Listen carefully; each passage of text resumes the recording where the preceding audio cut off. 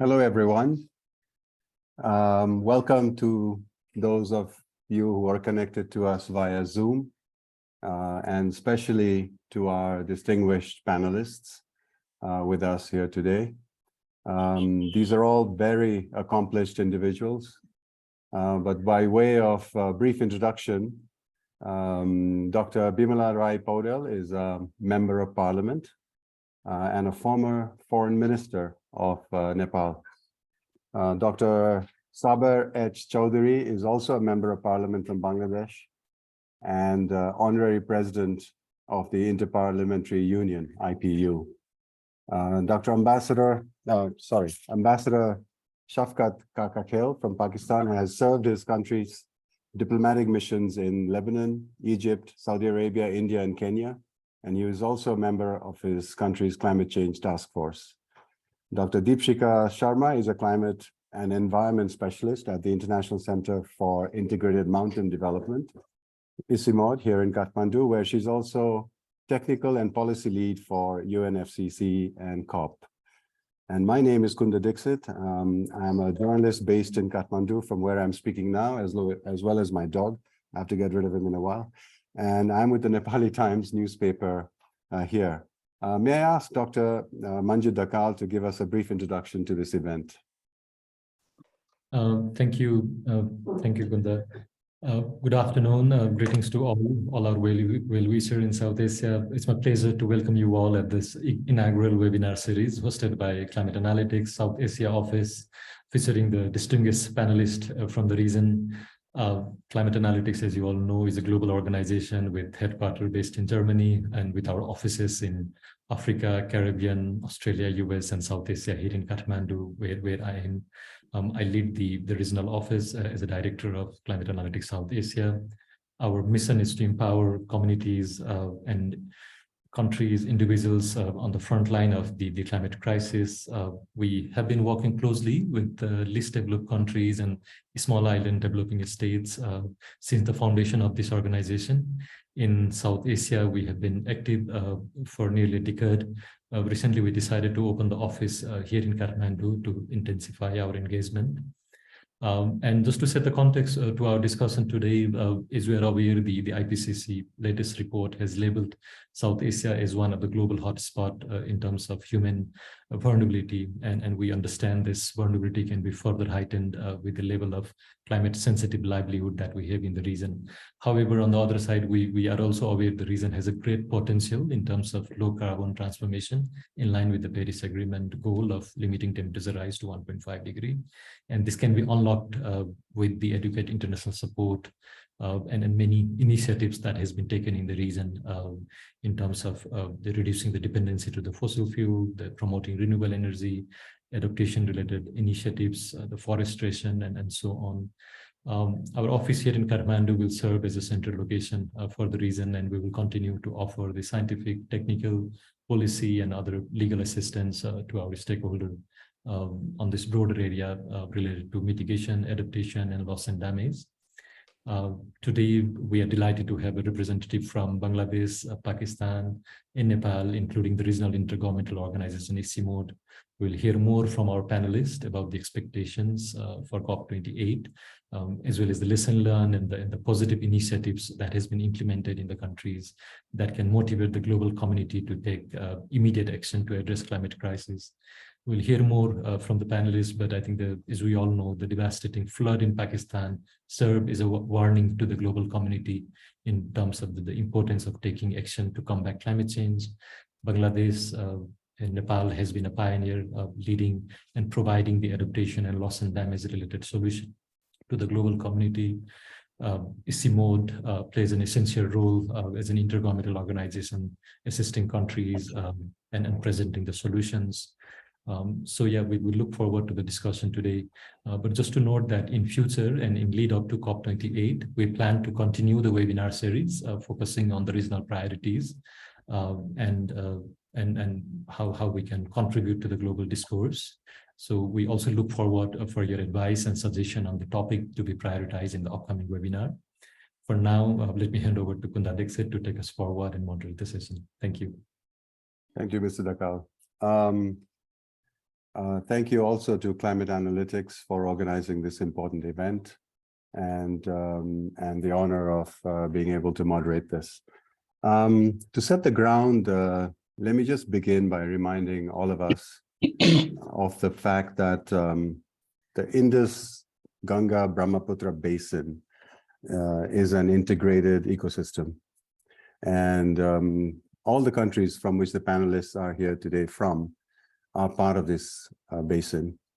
And how one part of this watershed is impacted by the climate crisis is already affecting the others, besides just the global impacts. You know, Himalayan rivers are older than our mountains, and they start on the other side of us in China. Cooperation between our countries is therefore essential in adapting to extreme weather, in dealing with glacial lake outburst floods, early warning, or sharing meteorological and hydrological data.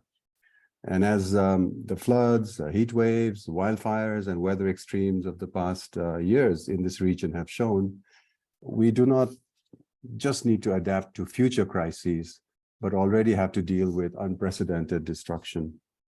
And we have seen best practices from our countries in meeting some of these challenges. And with that very brief intro, I'd like to ask all three panelists to share your thoughts about your country's perspective on dealing with the climate crisis. What are your national priorities and vision leading up to COP28 in Dubai in November? And if you would just like to limit your answers to about 3 to 4 minutes, then we can go on to the second question for today. May I ask Dr. Rai Poudyal, Member of Parliament from Nepal, to go first? Dr. Poudyal. Thank you and namaste again. And thank you, Kundaji, for setting the scene. Namaste, honorables and dignitaries. Just to jump in, you know, our country's priority. It's Kundaji already mentioned. This region is very rich in water resources, but also very, very threatened by climate crisis at the moment. Protection of those water resources, especially the sources, glaciers melting, and protecting what we already have, and generating or maximizing the clean energy is one of the priorities, especially for Nepal, and I guess this is for South Asia in our region. Energy is, when I talk about Nepal's priority, on the one hand, we need to protect the resources that we have. On the other hand, energy is one of the priority sector for us. We very heavily depend on imported fossil fuel at the moment. And fossil fuel is, you know, source of about 80% of global warming that we know. It's also a source of pollution. In the meantime, it's also an economic issue for us because we have heavily subsidized import of fossil fuel. If we had not subsidized that, we would have more resources to use for climate, to address the climate crisis. So how do we maximize the resources that we have and move to clean energy as soon as possible? So this is one of the priority that I see. We have a lot of potentials, but and recently government has also prioritized energy sector, moving to clean energy. We also have very ambitious target. We have committed to be net zero carbon status by 2045. For that, we need a lot of internal preparation.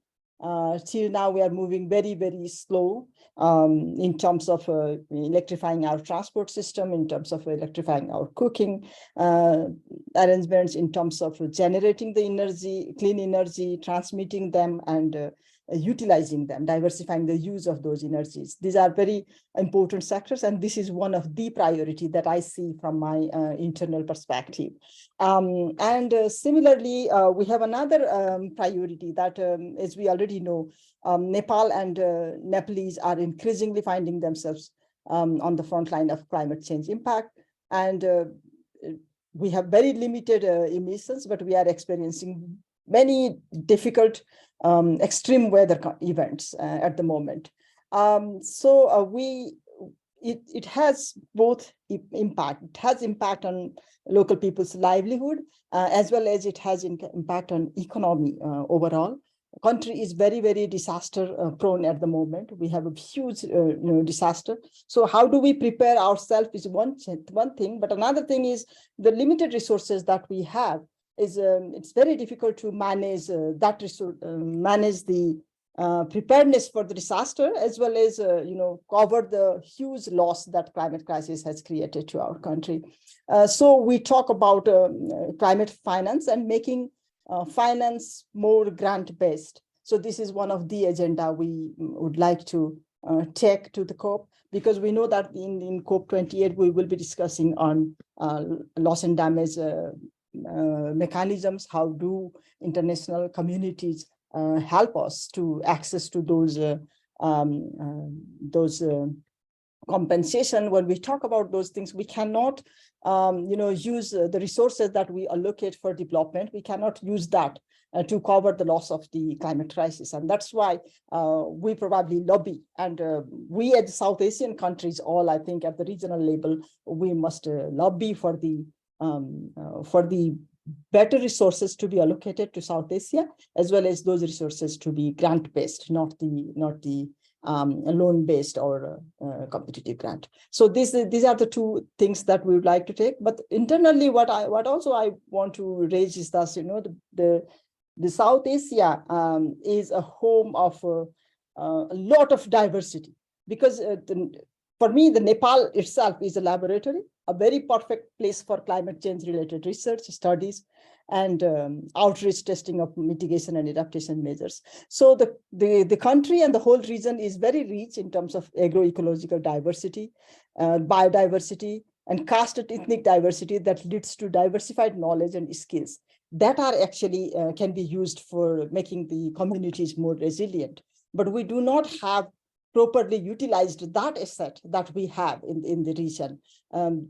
So the country, if investment is made, can identify the solutions, at least at the local level, adaptation and mitigation measures, in order to make communities resilient. So there also we may need more investment, and we look for more investment on research, especially because the country that is situated is a very, the diversity is very big asset for us, and we would like to utilize that asset to address the climate crisis in many ways. So these are few priorities that I see in my mind.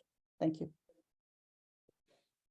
Thank you, Dr. Poudyal, and I think you rightfully emphasized loss and damage, as we saw in Pakistan with the floods last year, and in Nepal with our the most expensive infrastructure project we have in Nepal, which is a 26-kilometer tunnel bringing water to Kathmandu, was damaged in extreme weather event that led to a glacial lake debris flow. And so who's going to pay for damage like this that is climate induced is going to be a big question. I'd like to turn to Honorable Chowdhury, who's the Member of Parliament from Bangladesh. Thank you, and greetings from Dhaka, Bangladesh. Without going to too much of an introduction, if I can go straight to respond to your question. And I, of course, echo what my parliamentary colleague from Nepal has said, Bimala. But I think, COP28 is going to be a watershed COP, as I see it. It's going to be watershed because I think this is going to be the COP which will really be the litmus test, if you like, for multilateralism. We can talk about, problems, and we can talk about the impacts of climate change. But it's like, when someone has a disease, do you treat the disease or do you look at the symptoms?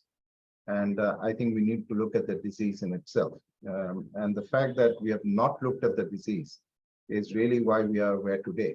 So if you look at the entire UNFCCC discourse, it started off with mitigation. And the first 10 years was mitigation. And then we realized we were not doing enough. And then adaptation has come in. So we have to look after people. And then we got into adaptation. And now we realize we have done not enough for either mitigation or adaptation. Now we are talking about loss and damage. So it is really a fundamental failure of the UNFCCC process, because we know that it is a process which is held hostage by a few countries. So really, the reason why I'm saying this is you ask for national perspectives. I think it's a global problem. A global problem requires a global fix. So just talking about national perspectives is not really going to help. And remember, the UN system of complete consensus, which is that everybody has to agree on every word, every comma, every paragraph, means that you are forcing the process to be one which is based on lowest common denominator. You are only going to have an outcome which everyone agrees. So how can you have that in a time when you have an emergency prevailing all over the world? This is not going to allow you to respond in a way that is consistent with the requirements of science, with the demands of science.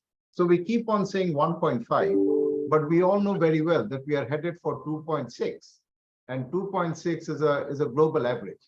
You know, we were talking, and Bimala was talking about the richness of our natural resources and the Himalayas. You know, I mean, if we talk about Nepal, I mean, the Himalayas are the water towers for South Asia. This is my source of fresh water supply, on which 600 to 700 million people rely. So in the short term, you're going to have flooding, and in the long term, you're going to run out of fresh water because of increased glacial melt. And Bangladesh being where it is, you know, on the one hand, we have the melting glaciers in the north, and on the south, we have the Bay of Bengal, the rise in sea level, and a 1 meter rise is going to displace 40 million people. So as we adopted a notion in our parliament, you know, we called it a planetary emergency, and we identified some aspects. So we have the existential threat of climate change. You know, it is an existential threat. It's not just, you know, one hazard that's going to come every 10 years. You have the intensity and frequency of disasters. What used to happen once every 10 years or every 20 years is going to happen every 2 or 3 years. And the intensity is going to be far more, as we have seen with the floods in Pakistan. And I was in Sharma el-Sheikh, and Senator Sherry Rahman was there, and we worked together along with the LDCs on loss and damage. So we know, you know, we are feeling the impacts. There is a biodiversity loss, which is irreversible. We have water stress, so we are going to run out of fresh water. We have food security, and, you know, we are living beyond planetary means. So if you look at a horizon of, you know, not even 50 years, maybe 10, 15 years, you have a number of converging crises, which is creating almost a perfect storm. So the position, individual position of Bangladesh or Nepal is not really going to matter. It is what the global community is going to do to act globally. And until such time we get that basic right, you know, I think COP28 will be another COP which will come, it will go, and we will still be talking about the same things. We have talked about climate finance for God knows how many years, but you will be astonished. And, you know, Manjeet, you know this well, in the last COP discussions, we had to push for a definition of climate finance. We don't even have a definition. So how can you be serious about climate finance when you don't even know what is included in that? And as a result, what you have some countries which claim, oh, you know, 100 billion, which continues to be a very distant target. You know, this was commitment was made 10, 12 years ago. We are nowhere near it. So some countries will say it's 85 billion. And you look at someone like Oxfam, who says if you get rid of all the double counting, it is only about 10 or 11 billion dollars. So, you know, we are so far apart. What I'm saying is we are so far apart globally that talking about national positions at this stage doesn't really mean much. Yes, what we can do, and I think today, you know, we may have the potential of that. Let us have a South Asia position. You know, let us talk about a regional position. Let us firm that up before we go into COP. Okay, I know there is India, you know, there is the like-minded LDC, developing countries, all of this politics, but it is a question of existence. And we really need all of us to come together. So temperature control, we are talking about 1.2 now, and look at the devastation that is being caused at 1.2. Even 1.5 is not really a safe zone. It's going to be absolute climate hell, which the UN Secretary General was talking. So I think it's really time when we relook at the COP process. Is this how we really want to respond to a global emergency? We need to get serious, basically. And mere rhetorics and noble sentiments are not going to be enough. That's what I would say to start off. Thank you. Thank you. Thank you, Honorable Chowdhury, for your very lucid remarks. And as you rightfully point out, there is very little that nation states can do within our boundaries, since the causes are global. But as you also rightfully pointed out, there are some low-hanging fruits that we can do regionally. There are regional interventions, especially within the Himalayan watershed. With that, I'd like to turn to Ambassador Kakakhel to give us your view from Pakistan. Thank you very much, Kunda. Well, first of all, a big thank you to Climate Analytics for organizing this conversation, and to you, Kunda Dixit, for facilitating it. As far as Pakistan is concerned, we are indeed in the forefront of the climate crisis, and as the Secretary General has been saying in Sharm el-Sheikh and before and since, if you had any doubt about the devastation caused by climate change, go to Pakistan. So Pakistan is highly vulnerable and exposed to the impacts of climate change, such as the increase in the number, regularity, and intensity of extreme events. And they hurt us particularly. Events like the floods that we experienced last year and the heat waves that we experienced before the floods came.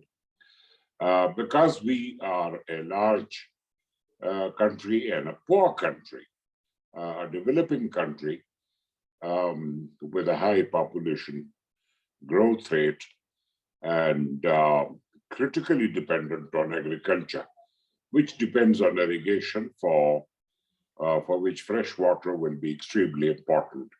And as the Honorable Saber Chowdhury said, we initially have plenty of water, but we'll soon run out of water. The IPCC has said that there will be that the single sector which will manifest all the impacts of climate change will be fresh water. And for Pakistan, for everyone, but more so for countries like Pakistan, which have agricultural economy, these are extremely important. Our national perspectives are framed by our vulnerability to climate change. And it's basically, we have two main objectives of our efforts pertaining to climate change. One is to protect our people and our ecosystems from the ravages of climate change. And the second is to try and contribute to the global problem of climate change. It's a global threat, and all of us have to try and contribute to finding solutions to this. So as far as our own the protection of our people are concerned, we are firming up, strengthening our natural disaster capacity, which in spite of our efforts has been highly inadequate. And particularly because the scale of the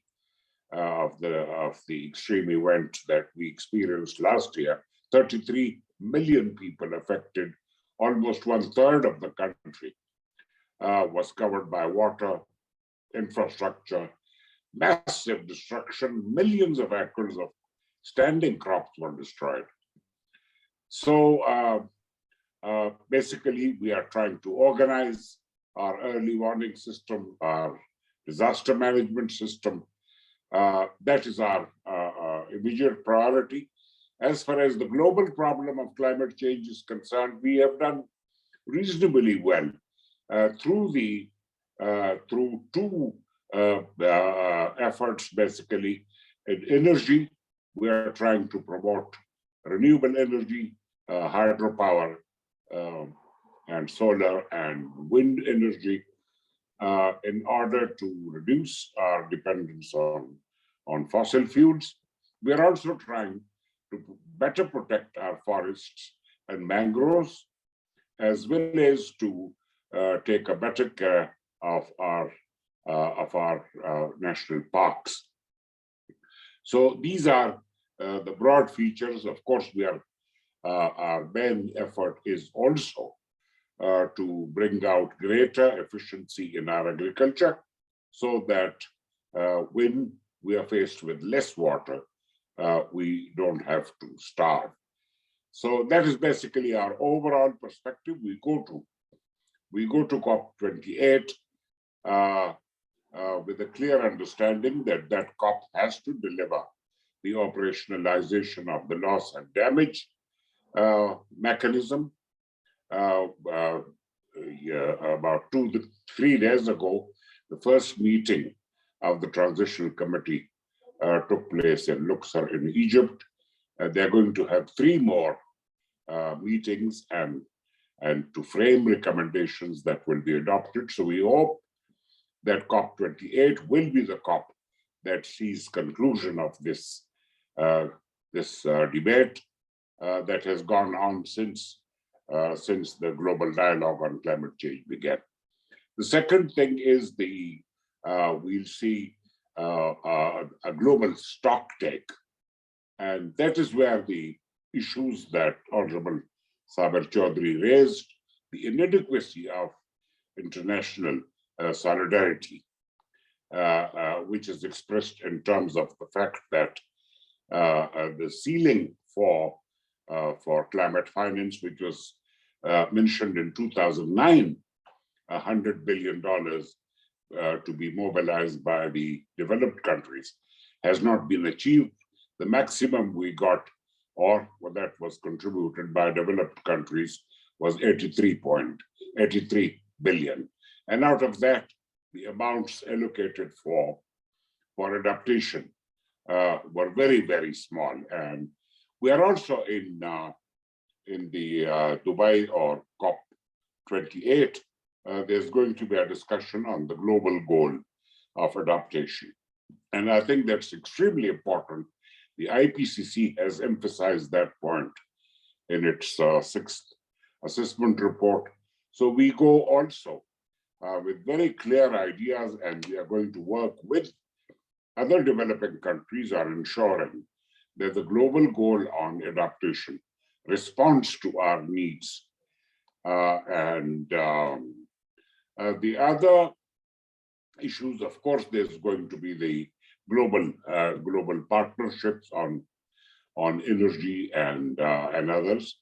So these are basically our priorities, and we hope that at COP28 we will also start a discussion on a new goal for climate finance, because the amount of 100 billion was mentioned by our colleagues, our partners from the developed countries in 2009 at the Copenhagen COP. So these are our perspective, but I look forward to answering your other questions, Mr. Dixit. Thank you. Thank you very much. Thank you, Ambassador. And also, I think what the nationwide flood disaster in Pakistan last year showed is that the climate crisis is basically a water crisis. There's either too much water or too little. And that situation is being exacerbated by the climate crisis. And all our countries have faced similar calamities and probably will continue to do so, although perhaps on a smaller scale than last year in Pakistan. The question is, as you said, who's going to pay for it? Who's going to pay for the loss and damage? You know, as a journalist who has been covering climate change since the time my hair was black, we've been highlighting the growing evidence of climate impact. But I have a feeling that we're now at a stage where we all know what the problem is. We know what the solutions are. But we really need to now also, as journalists, highlight what the solutions. And may I ask Dr. Sharma from ICIMOD to share a success story or two from ICIMOD's own action research in the Himalayan region. Dr. Sharma. Thank you, Kundaji. And first, I would like to thank Climate Analytics to invite me, as a panelist for this session. And it is a great honor to be in the same panel as the dignitaries and excellencies. Kundaji, I just wanted to first touch upon a few things which has been mentioned previously as well. As Manjeet was referring to the IPCC report, I just wanted to share that this is the first time in 27 years an entire chapter of the IPCC report focuses on the global warmings in mountains. And the first time the mountains were mentioned were only in 1990s. The HKH specifically. Now this time there's also mention of HKH, which is an achievement, but might be a little late. And like has already been mentioned, even if warming is limited to 1.5 degrees, we will still lose 1/3 of its glaciers mass by 2100. Just to mention, in a recent study we did at ICIMOD, the total country cost of mitigation only we found out, and that is only for the 6 HKH countries, is estimated to be approximately $1,000 billion. And the cumulative country cost for the adaptation as outlined in the respective NDCs is $70 billion. And in 2019, only developed countries have mobilized only $79 billion of climate finance for developing countries, which is actually only 43% allocated to the entire Asia, and significantly falls short, which is just needed to deliver on the climate action, let alone the HKH, on the continent itself. So what we are doing at ICIMOD is we are with our regional mandate on working with our member countries. We are trying to come up with a new strategic approach. We had series of consultations and the approach we had, and we have come up with the various, identified some very specific and core areas and the action areas which we are going to work on and deliver in the upcoming years till 2030. So first and foremost, which has been mentioned as well on the disasters, is we'll be looking into the cryosphere and water risks specifically. Secondly, which is again very important, and you did mention about the basins, but we are also looking very closely on the IGP as well and the clean air around it. So stimulating action for clean air. We always have a notion on the upstream to downstream impacts, but then the air is something which is polluted at downstream, has a huge impact on glaciers upstream. So that is also what we are trying to look into.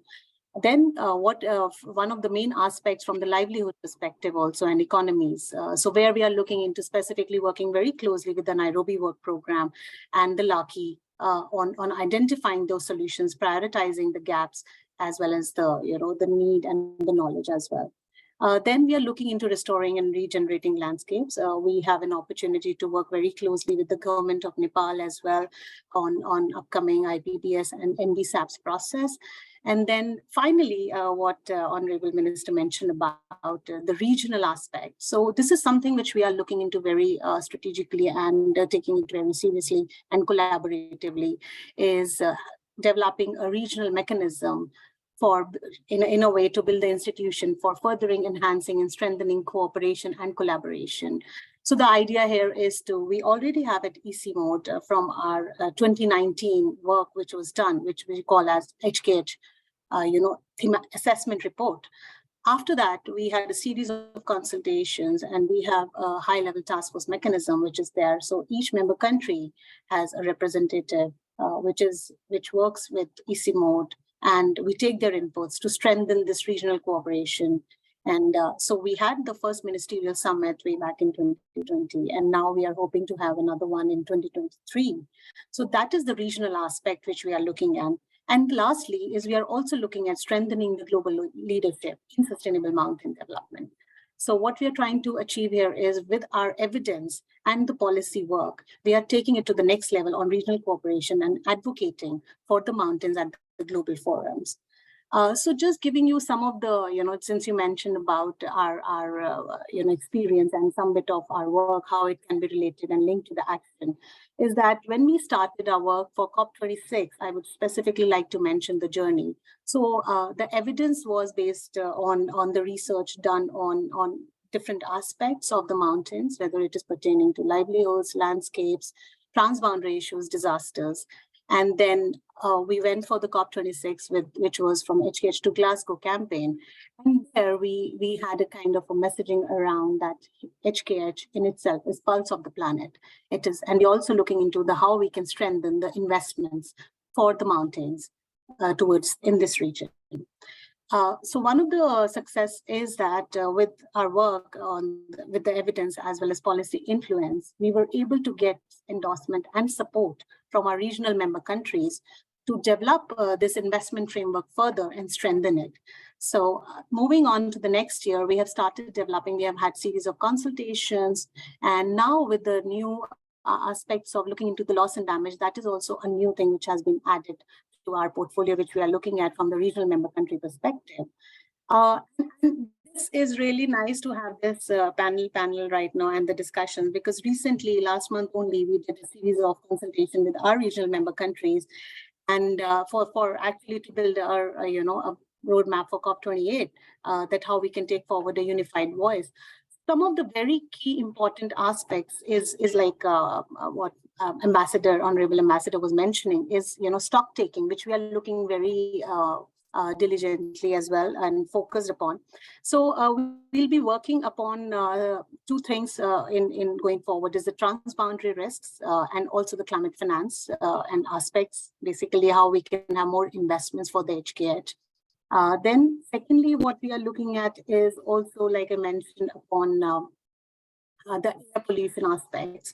We have we have been able to manage in our recent SB58 process with our partners, joint submission on not only on the water crisis or the disasters, but also on the short-lived climate forces, which we call it as. So yeah, I would like to stop here for now, and we can take this discussion forward later. Thank you. Thank you, Dr. Sharma. ICIMOD is the only regional intergovernmental organization that spans the Himalaya and Tibetan Plateau, which we call the Water Towers of Asia. And since it's all about water, this is where it's all stored as ice. But then this region is not just a climate hotspot, but also geopolitical hotspot. And ICIMOD is that kind of an intergovernmental organization which has regional countries as members, countries which are not necessarily friendly to each other. So I appreciate all four speakers for their words. Now in reverse order, I'd like to ask Dr. Ambassador Kakakhel to cite one or two solutions from Pakistan. And since we are really running short of time, maybe just one or two solutions to be highlighted. Ambassador. Yes.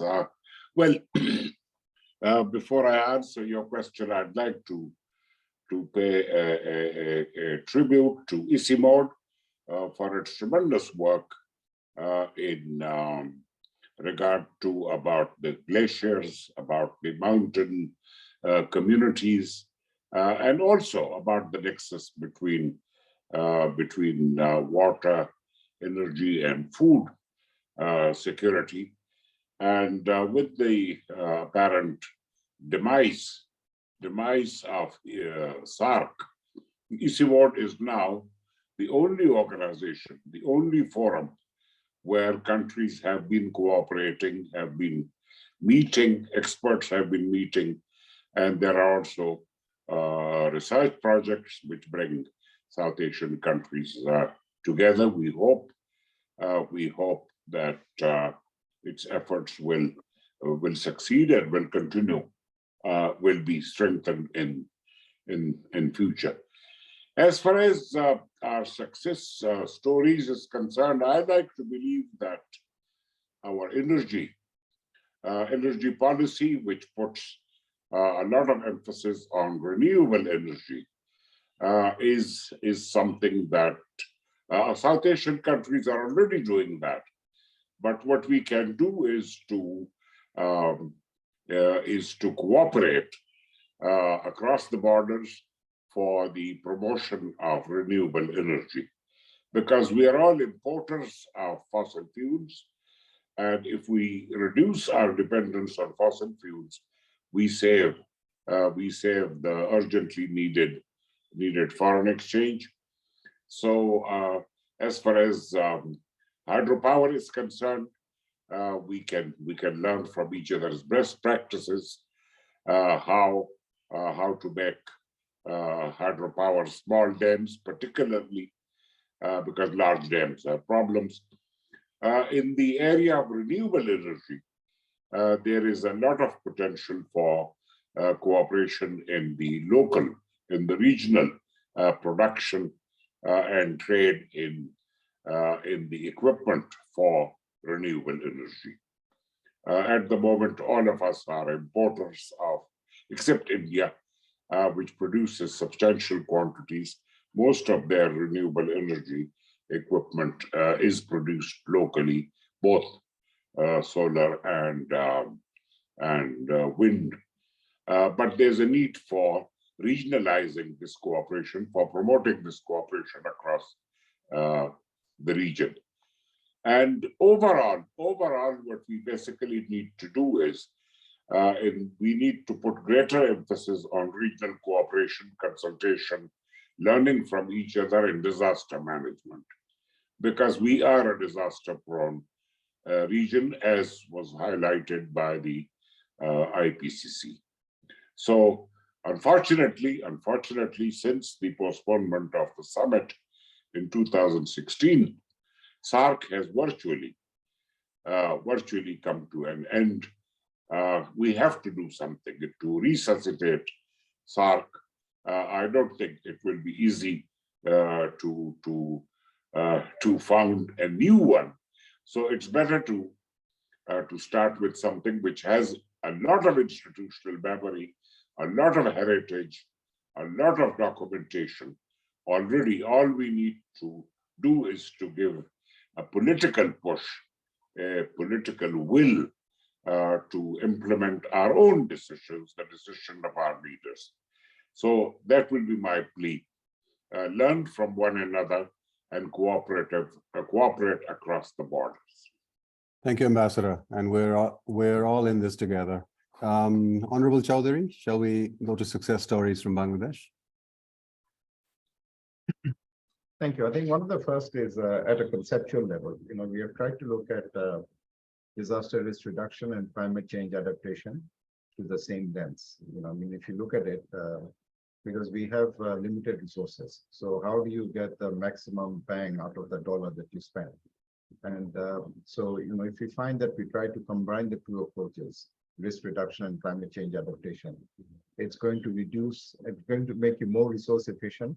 It's going to reduce fragmentation, duplication. So that's something that we have done. Nature-based solutions is something that we are actively promoting.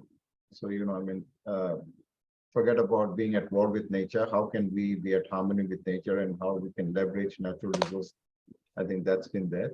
We have had very good success in terms of early warning systems that have saved lives. So if you look at a cyclone that hit Bangladesh in the 70s and you've had millions of people dead, you look at a recent cyclone where only a few, maybe 10, 12, 15 are dying. So the focus is now on how we can enrich the lives and livelihoods of the lives that we actually save. So I think that has also been there. We have also done something quite novel. I'm not going into a detail, just giving you the headlines because time is short. Is we have just formulated what we refer to as the Mujib Climate Prosperity Plan. Mujib, as you know, is the founding father of Bangladesh. So we now have in place a prosperity plan, which has a trajectory that moves Bangladesh from vulnerability to resilience and then onto prosperity. I think this is something very ambitious. I think we all need to look at that. We need to have an integrated plan. If I compartmentalize adaptation and mitigation, it's not going to help. We have done our adaptation exercise, from between now and 2050, 230 billion. And that is assuming the temperature rise is where it is today. If it goes up to 1.5, 1.6, who knows what that cost is going to be. So I come back to that main theme. I think, we need to cooperate not just on climate change, but also on the environment as a whole, because environmental degradation takes away a lot of the growth. So, we talk about growth, but some of that growth is actually negative because we have not factored in the cost of environmental degradation. And there, I think transboundary cooperation. So there was a recent study where we looked at the sources of air pollution in Bangladesh, and about 30% is transboundary. So transboundary in the context of South Asia has to be redefined, not just to say you're not going to cause harm, but how you can, bring in benefits, how you can build that system. So I think that also requires a definition. And I think, yes, traditionally it is a reality, as you've said, it's also a geopolitical hotspot. The countries are not, or governments are not in the best of terms. So we need to find a new path forward. I think we are now faced by a common danger. And as we have said, it is an existential danger. It's an existential threat that faces us. So if we don't wake up now, I doubt if we ever will. Thank you.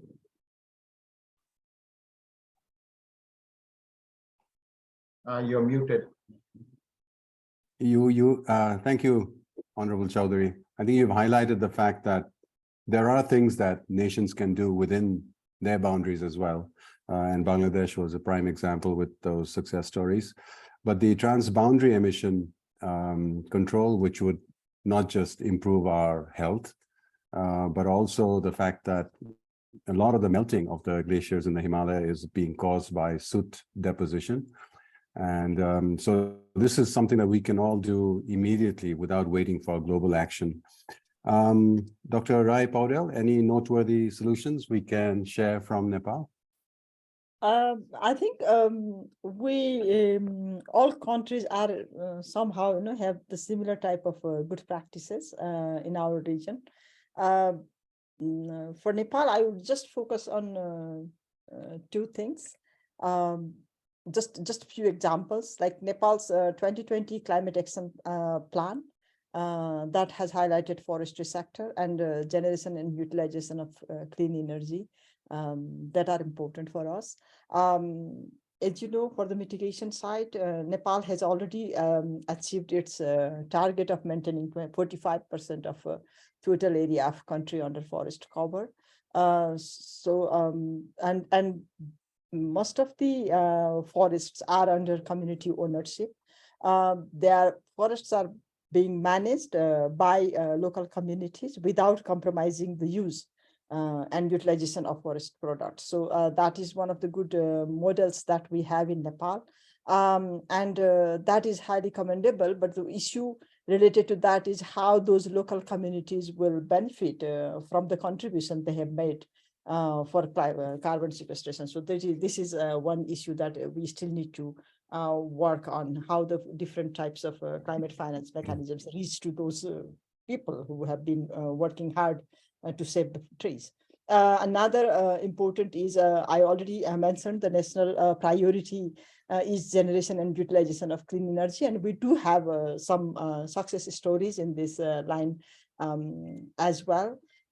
Especially recent data shows that the imports of cooking gas have reduced significantly because people are moving slowly to electric cooking. So this is one of the fundamental change that we have been observing since past 5 years.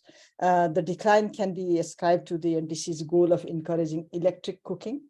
Government has also given subsidies in use of electricity, as well as has been distributing actually to the poor the induction oven to enable poor people to use electricity for cooking. That could be highlighted as one of the good practices to move to the renewable energy.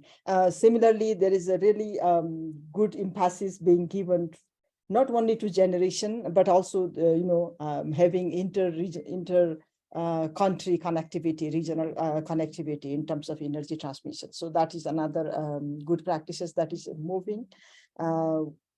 Finally, we have been able to link to India and started selling green energy, and now slowly we are also reaching to Bangladesh. So these are some of the good practices, not only for Nepal, but also to the region, because it contributes to the region. At the local level, we do have some adaptation solutions that are working well.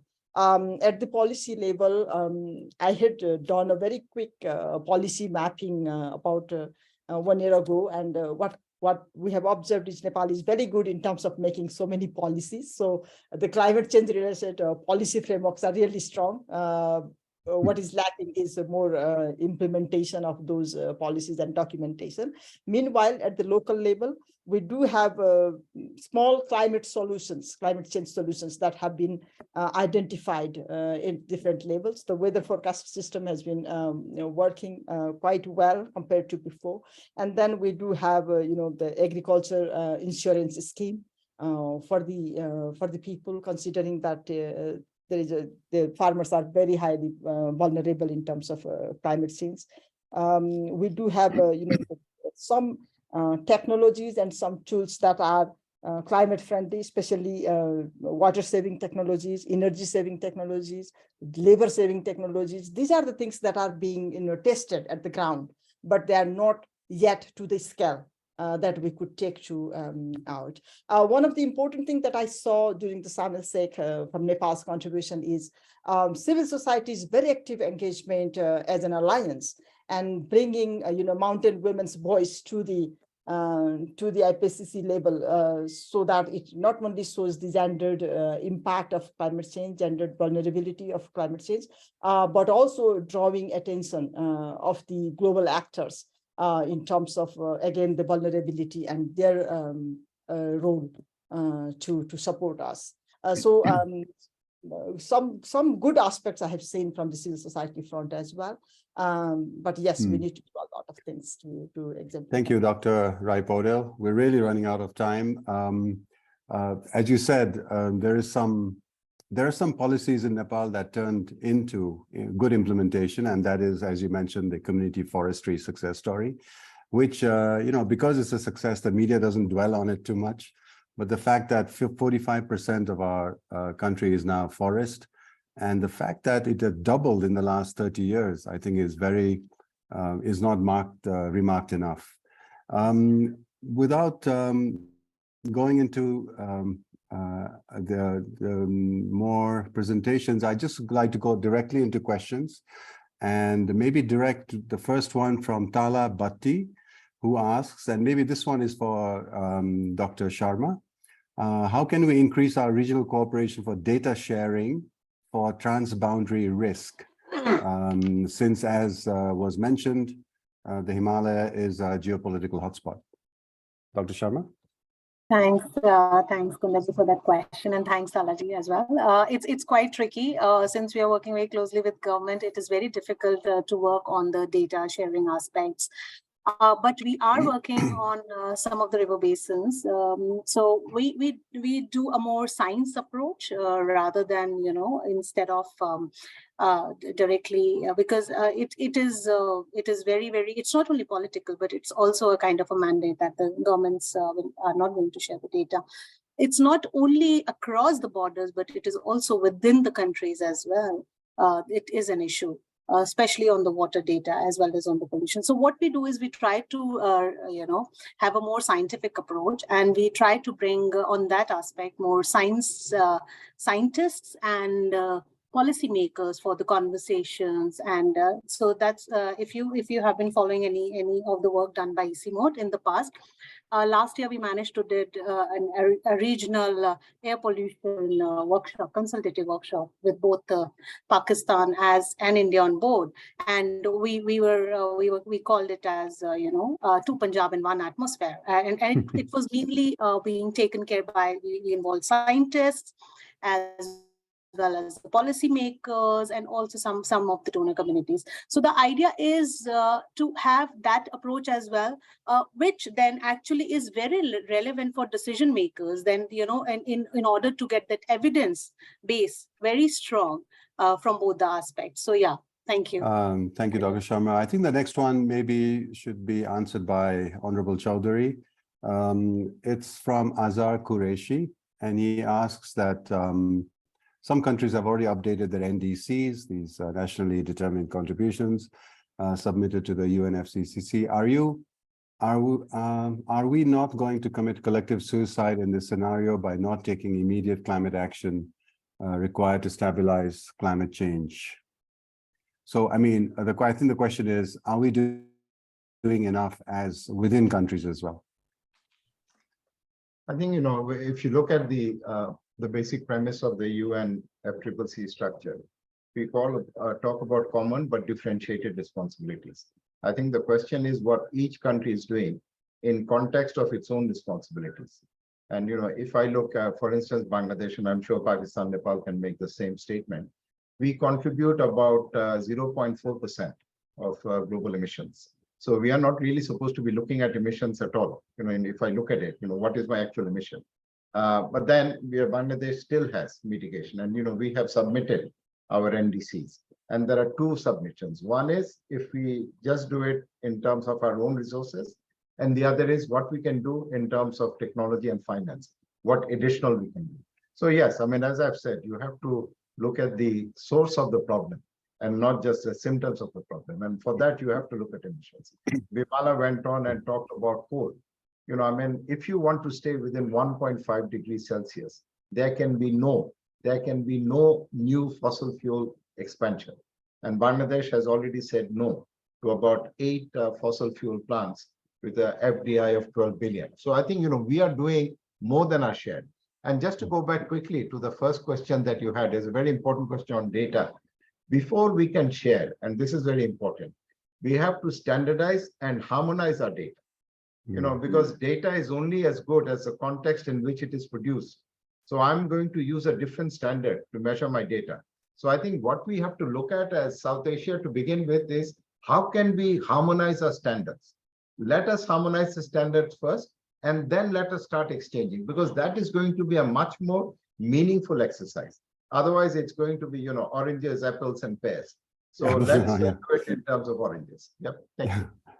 Thank you, Honorable Chowdhury. That was a good point. I think the next one should be answered by Ambassador Kakakhel. It's from Shakib Nabi.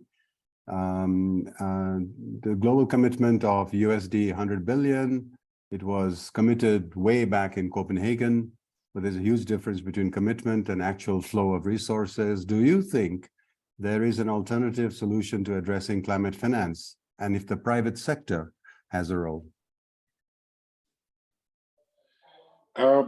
Yes, the private sector has a lot of money compared to governments, because governments' revenues depend on taxation, and taxation is not the most popular thing in any country.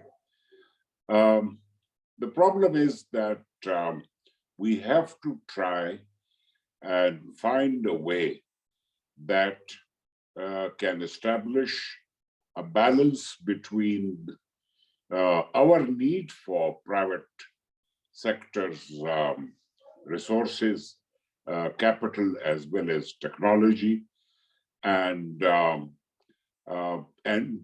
the private sector's need for profit. So how do we achieve that? That would depend basically on creation of global conditions that would make it profitable for private capital. Our developing countries also have a responsibility of making their countries attractive for investment in climate-friendly technologies. But the objective is very well worth it, because I don't know how much, even if developed countries tried, they can do much more than they're doing now, but there will be a limit to their capacity, and that is why the huge resources available with private sector should be brought to be used on behalf of sustainable development goals in the world. Can I just have a very quick supplement on that? A very quick supplement, please. Please go ahead. Yeah, two things. Yeah, I agree with the investor. But you see, if you look at other critical challenges that the developed world faces, they are never short of cash. They are never short of cash when it comes to bailing out financial institutions. You are never short of cash when it comes to, giving subsidies to your own industries. Why is it that we see this indifference when it comes to climate? The question has to be asked, because we say, they talk about COVID, they talk about Ukraine, but even the Sustainable Development Goals had a deficit of $2.5 trillion per year. And now we are using COVID and Ukraine as a conflict, and incidentally, we are behind on all of the SDG goals. There's actually regression in some and there's stagnation in the others. And yes, private sector is important, but private sector, our experience in Bangladesh is only driven by profit and the bottom line. They will only come into projects which are to do with mitigation. They don't come in for adaptation. And, as a government, if you are planning, you have to plan long term. There has to be certainty of flow of funds. And that doesn't come with the private sector, because if after 2 years they see they can get a better return on their invest somewhere else, they are going to pull the rug and move on. So yes, we should push the private sector, but what is important is the multilateral development banks have to de-risk the investment for the private sector. So let us look, let us say they're coming into adaptation in Pakistan or Nepal or Bangladesh. So what is the risk in that? If the risk is taken by the multilateral development banks, then that is how the private sector is going to come in. But our problem is these banks are also controlled, by those countries, and they're not going to change their mindset. So I agree with you, Ambassador. I think you're right. But let us see what we can do additionally. Let's push them on de-risking and then say, okay, the risk element is out. Now you as private sector come in. Let's see if we can push them on that side. Thank you. Thank you, Honorable Chowdhury. I think we have now over time, but I'd like to give Manjeet Dhakal the last word to answer a question from Thakur Devkota, who says, how can we raise the issue of the mountain agenda and Himalayan protection at the next COP? I think there are two ways to deal with that. One, obviously, is to place a mountain in the agenda itself, which has been a bit of struggle because it's difficult in terms of the way the process is to bring the new agenda in the discussion. But if you look at the other side, I think the concern from the mountain has been very strongly presented as of now. The call for support to these countries, the discussion related loss and damage, and particularly the call that countries has been unified in terms of limiting the temperature rise to 1.5 degree, which is crucial in terms of saving the mountains. I think the only problem is it's not getting implemented. Yeah. The urgency has to be taken. Yeah, thank you. Okay. If there is nothing else from the panelists, let me thank you all for your insightful remarks and the audience for your close attention and for your questions. I think we can go away with a reminder that we here in the northern part of South Asia face the same challenges. We have receding snow lines, we have shrinking glaciers, we have biodiversity threats, we have the lowering of water tables, we have now wet bulb heat stress. And all these add to and exacerbate the current problems, the existing crises that we already have. But we have all seen that our nations individually and collectively recognize the challenges, and we have some solutions at hand to surmount them. So thank you very much and for giving me this opportunity to moderate this session, Climate Analytics. And over to you. Thank you. Yeah, thank you all.